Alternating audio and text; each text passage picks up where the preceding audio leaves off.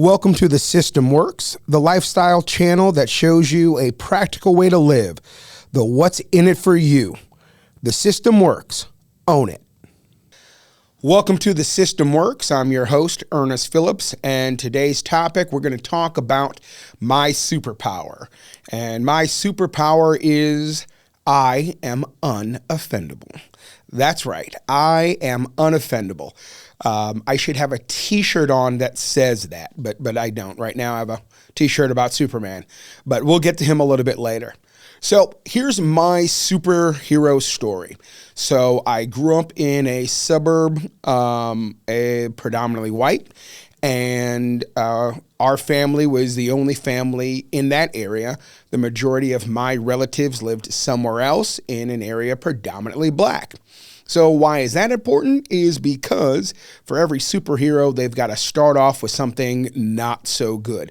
So here's the thing. In the suburb that I lived in, I was one of the few blacks, and so I got called a lot of words that were not so nice about being black. We've heard them, we know them, you know what they are. Now, here's the thing that most people don't realize. When we would travel to go see family, because I didn't act quote unquote black, because I enunciated, I got told that I wasn't black there. So I'm too black for whites. I'm not black enough for blacks. I'm in fourth grade and I have no home. It's like an existential crisis in the fourth grade, not age appropriate. So later on, I get some really great friends, some best friends who I'm still best friends with, and they did something interesting. They told me the truth. Truth was one of their values, and it was one of mine, so we bonded on that, and they would tell me the truth, whether I liked it or not, and it hurt.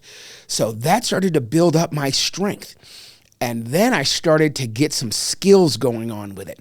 By my early 20s, I had some skills about not being offended because I had been offended so many times, and I learned how to take it in and not let people see how much it hurt me and how much it affected me. I'll give you guys a fun example. I was in Iowa City at the time, and there was a bar called One-Eyed Jake's. I'm pretty sure it doesn't exist anymore, but that was the place we'd go and we hang out and play darts and play pool.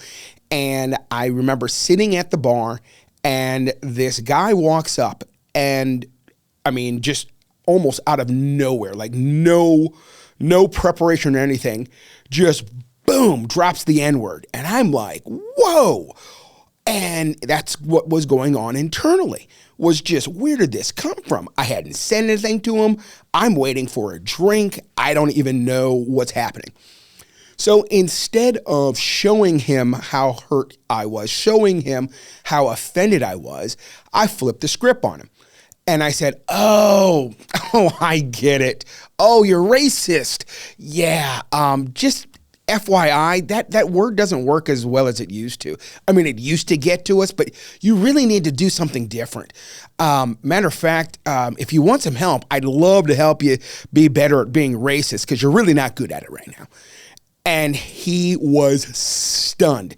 Now, the bartender is cracking up. He knows me, and he's watching all this stuff. And I saw he is pissed off that someone is saying that to me. But then he's watching me do this, and he's cracking up. So then I start going in deeper. So now listen, now if you're going to be racist, sure, you can do the black thing and you can do the color thing. But what you really want to do, and I start doing this whole soliloquy of what he needs to do in order to be better at being racist. By the time I was done, this guy, pale face, all the color came out of his body, and he just turned around and walked out of the bar.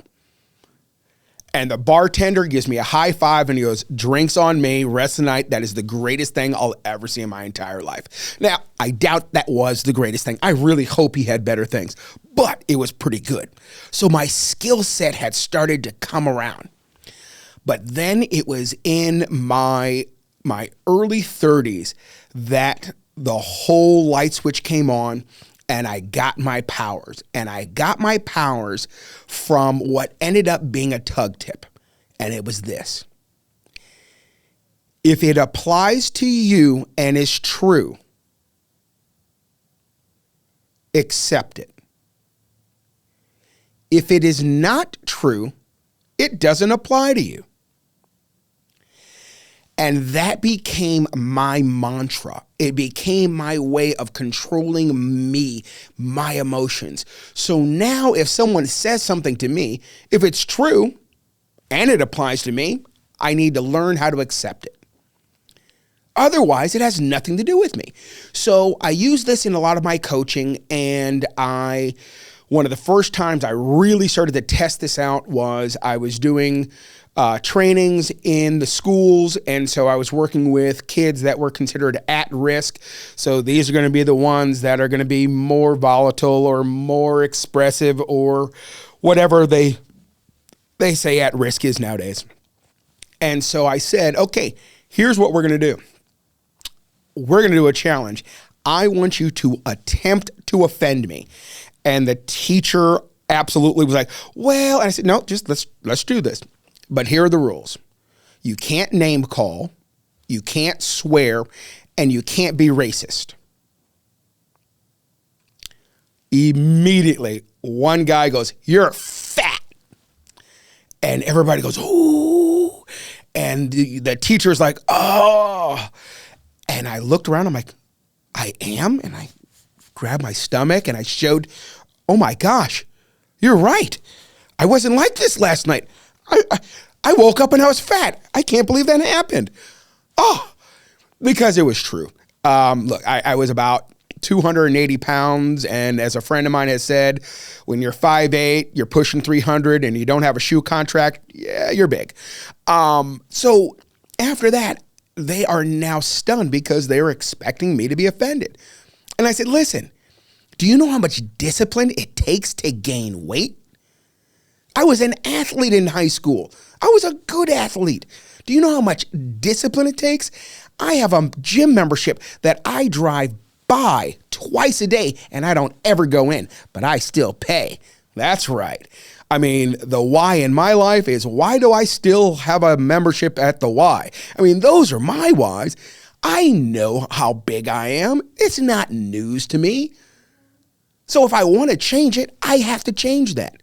But if someone calls me fat, if it's true, okay, live with it, move on, accept it. Now, if it's not true, it has nothing to do with me. Now, I have been called a lot of names, and I've been told a lot of things. One of them I talk about is lazy. I'm not lazy. I'm energy efficient. Feel free to use that one. No, it just takes a reason for me to do something. Otherwise, I'm just going to relax because I enjoy peace. I enjoy relaxing. I enjoy movies. I got called lazy all my life. But it didn't apply to me. And I knew it. I knew there wasn't a truth into it. So it didn't have to bother me. Now, if it is true, I work on accepting it.